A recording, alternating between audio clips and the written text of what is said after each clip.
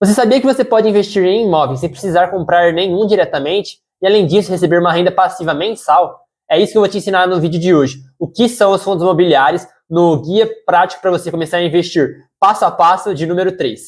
Tá, mas o que são fundos imobiliários? Um fundo imobiliário basicamente é um fundo que capta recursos de externos para investir no mercado imobiliário. E esse investimento pode ser diretamente em ativos do mercado imobiliário, como, por exemplo, um shopping, um galpão, mas também ativos financeiros do mercado imobiliário, como os CRIs, os CRAs, enfim. Por que os fundos imobiliários são tão importantes e por que eles estão tão na moda? Primeiramente, eles são importantes porque é uma forma de você investir no imóvel, como eu disse, sem precisar comprar um. Então, se você quiser comprar uma casa, por exemplo, você vai depender de uma grande quantidade de dinheiro. Agora, nos fundos imobiliários, com R$10, você consegue comprar uma cota, por exemplo. E esse é um dos motivos porque ele se popularizou bastante. Porque, antigamente, os fundos imobiliários, a maioria, custava R$100 uma cota. Só que eles fizeram uma repaginada e hoje em dia tem muitos fundos imobiliários que custam apenas R$10 uma cota ou até menos. E mesmo com uma cota dessas, você já começa a ganhar um rendimento mensal na sua conta, seja 8, 9, 10 centavos. No caso das fundos imobiliários, tem uma base 10, né, que a gente chama. Além disso, ele é uma possibilidade de diversificação para sua carteira, além de ser consideravelmente seguro, visto que, por exemplo, se você investe num shopping, normalmente é um investimento seguro, porque se você investir num bom shopping, está bem localizado, tem boas lojas, tem bastante movimento, é muito seguro o seu investimento, sem contar na questão da liquidez. O que é liquidez? Pensa assim, se você tem uma casa, como eu disse, que vale, sei lá, 500 mil, vai ser difícil para você vender essa casa, vai levar um tempo, você vai precisar provavelmente de um corretor.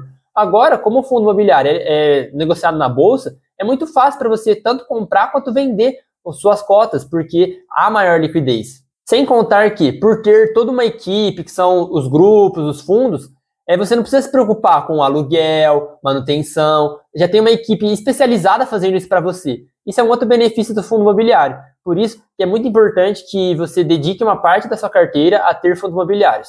Então, para você entender melhor quais são os tipos de FIIs, que é como a gente chama os fundos imobiliários, né? Já se acostume com a sigla aí, porque você verá muito falar sobre, geralmente o pessoal fala, né, para encurtar a frase, fala FIIs. Os fundos imobiliários temos diversos tipos. Como eu falei, temos os de tijolo, que podem ser diferenciados entre os fundos de shoppings, os fundos de galpões logísticos e os fundos de lajes corporativas. Fundo de shopping eu não preciso nem explicar, né? Já dá para entender. Os fundos de galpões logísticos, pensa assim, uma Amazon da vida. Para ela fazer a distribuição dos produtos dela, ela precisa de um galpão logístico para fazer essa distribuição. E para isso existem os fundos imobiliários de galpões logísticos. E os de lajes corporativas são aqueles grandes prédios, arranha-céus, que ficam hospedadas, né, empresas, hospedada não, melhor, trabalham ali, se alocam ali. Esses são os de laje corporativa. Esse principalmente foi um segmento que sofreu um pouco durante a pandemia, né, agora ainda com relação de trabalho meio híbrida, mas está voltando a se fortalecer, porque muitas empresas estão percebendo a importância de ter presencial também. Por isso que é um segmento que, por enquanto, está em baixa, mas talvez haja uma perspectiva de melhora futuramente. Está gostando deste vídeo? Então já deixe seu like, se inscreve aqui no canal e ative as notificações para você não perder nenhum próximo vídeo. Além disso, me siga no Instagram, mm_negócio, que eu posto muitos conteúdos exclusivos por lá. Então, bora voltar para o vídeo. Temos os fundos de papel, que, como eu disse, investem em ativos do ramo imobiliário. Então, pensa, por exemplo, você vai comprar uma casa, repetindo o exemplo da casa, você provavelmente vai fazer um financiamento. Então, nos CRIs, eles meio que compram o direito de ter essa dívida. Então, a construtora, para construir a casa, ela precisa do dinheiro físico. Por mais que ela faça o financiamento com você, ela precisa do dinheiro para ela começar a construir. Então, o que ela faz?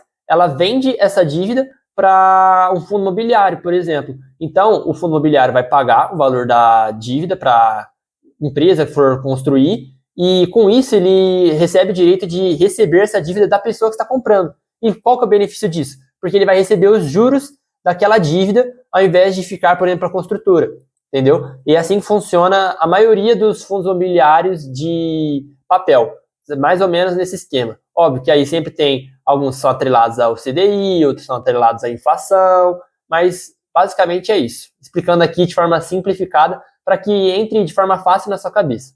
Também temos os fundos imobiliários chamados de híbridos. que eles compram tanto ativos físicos, né, como os fundos de tijolos, e também eles compram ativos financeiros, como os fundos de papel. Então, ele é híbrido porque ele mistura justamente os dois mundos. Temos também os fundos focados em desenvolvimento, que basicamente eles pegam, constroem e vendem. Eles funcionam basicamente dessa forma. Acho que é simples de entender, né? Não tem muita dificuldade. Ele não foi tão popular ainda, mas está se popularizando. Assim como os de renda urbana, que focam mais em alguns ativos ali, por exemplo, móveis de locação para supermercados, por exemplo. Inclusive, eu tenho um FII desse tipo na minha carteira. Se você quiser aprender, conhecer um pouco mais da minha carteira pessoal de investimentos, assista o Partiu 25K, que está entrando aqui em cima.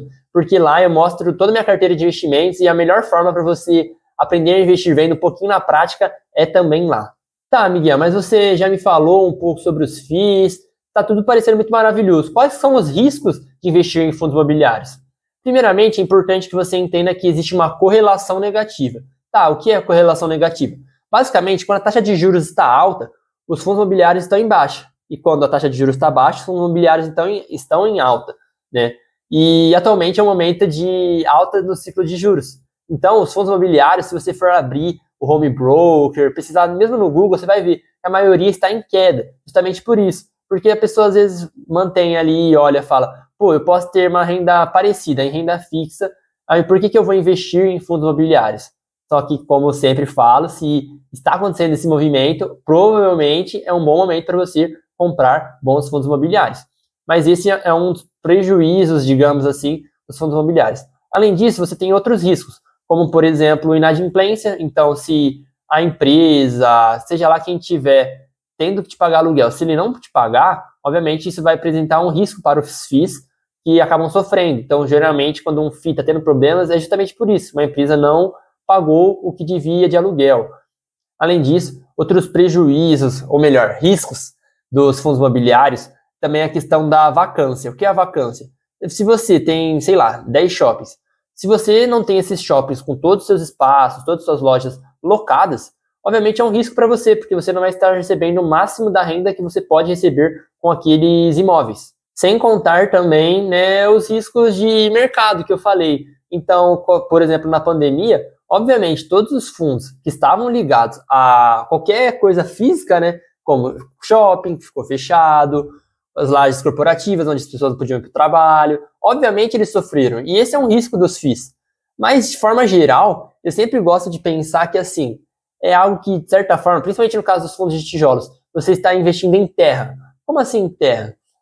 Imóveis, terreno. E a não ser que a gente vá para outro planeta, não tem como a gente criar mais terra. Não tem como a gente criar mais espaço.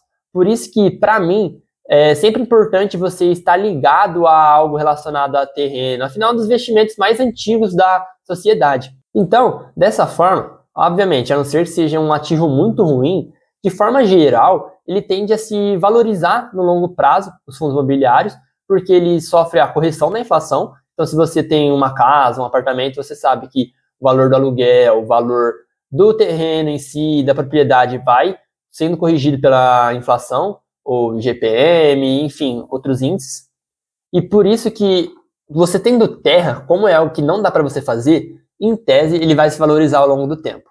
Mas eu sei que aqui foi uma explicação tanto quanto básica, porque no próximo vídeo, na parte 2, eu vou te ensinar na prática como analisar um fundo imobiliário. Então a gente vai abrir aqui um relatório gerencial de um fundo imobiliário, vou te mostrar alguns indicadores, algumas coisas importantes para você olhar, para você se atentar quando você for investir em um fundo imobiliário. Afinal, aqui é o guia passo a passo para você começar a investir. Se você ainda não assistiu os outros vídeos, eu recomendo que assista antes de assistir o próximo vídeo, para que você já esteja com o conteúdo completinho na sua cabeça. No mais, fundos imobiliários sempre são uma excelente oportunidade para você construir riqueza e, se você quiser aprender mais sobre eles, se inscreva aqui no canal. Como eu disse, vai ter a parte 2. Se você não se inscrever, como você vai saber que chegou vídeo novo? Além disso, como eu já disse, me segue no Instagram, mm_negócio, que eu posto conteúdos muito legais por lá. E é isso, valeu, até o próximo vídeo.